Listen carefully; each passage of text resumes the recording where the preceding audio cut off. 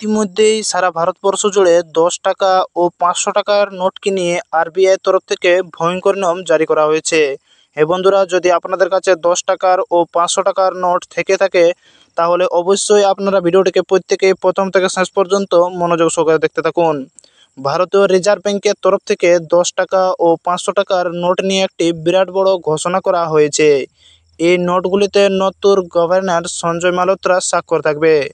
কেন্দ্রীয় ব্যাংক এক বিবৃতিতে জানিয়েছে, এই নোটগুলির নকশা মহাত্মা গান্ধী সিরিজে বিদ্যমান 10 টাকা এবং 500 টাকার নোটে। তাহলে কেন্দ্রীয় ব্যাংক এই বিবৃতিতে জানিয়েছে যে এই নোটগুলির নকশা মহাত্মা গান্ধী সিরিজের বিদ্যমান 10 টাকা ও 500 টাকার নোটে। মহাত্মা গান্ধীর নতুন সিরিজের নোটগুলি 2016 সালের নোট বন্ধের পর প্রথম চালু হয়েছিল।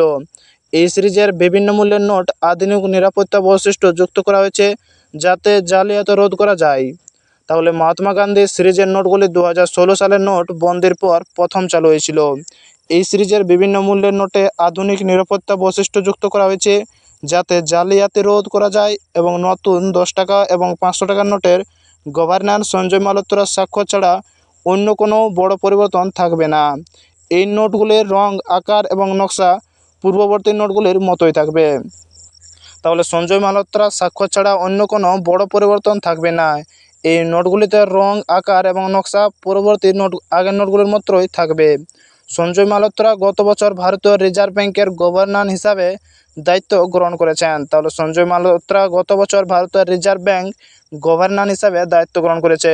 তার স্বাক্ষরযুক্ত নোট প্রকাশের মাধ্যমে তিনি আরবিআইয়ের ইতিহাসে আরেকটি অধ্যায় যুক্ত করেছেন। এর আগে শান্তিকান্ত দাসের স্বাক্ষরযুক্ত নোটগুলি প্রচলিত ছিল। তাহলে এর আগের নোটগুলি ছিল শান্তিকান্ত দাসের স্বাক্ষরযুক্ত।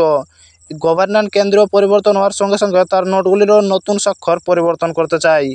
আরবিআইয়ের বিবৃতিতে বলা হয়েছে, মহাত্মা গান্ধীর নতুন সিরিজের নোটগুলিতে 10 টাকা ও 500 টাকার নোটগুলিতে শীঘ্রই জারি করা হবে। এই নোটগুলির নকশা বর্তমানে প্রচলিত নোটগুলির সঙ্গে অভিন্ন হবে। নতুন নোটে গভর্নর সঞ্জয় মালহোত্রার স্বাক্ষর থাকবে। এছাড়াও কেন্দ্রীয় ব্যাংক জনগণ আশ্বস্ত করেছে যে পুরনো 10 টাকার নোটগুলি বৈধ থাকবে এবং লেনদেন ব্যবহার করা যাবে। তবে 500 টাকার নোট পুরনো নোট সম্পর্কে কোনো পরিবর্তনের কথা উল্লেখ করা হয়নি।